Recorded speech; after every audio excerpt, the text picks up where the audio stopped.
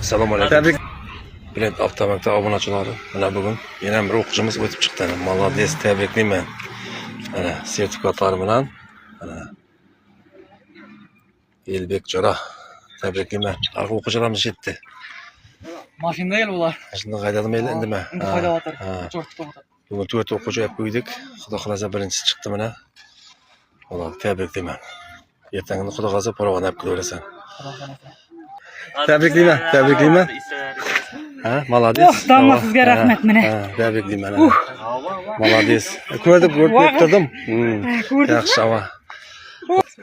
Tabriklayman. Rahmat, Allah. Qani, tabriklayman. Молодец. Tabriklayman. Rahmat, Allah. Sizga ham rahmat kattakon. Bilim berganingiz uchun shunchaki. Hammasi uchun rahmat, hammadan ularga rahmat aytamiz. Rahmat hammadan ularga.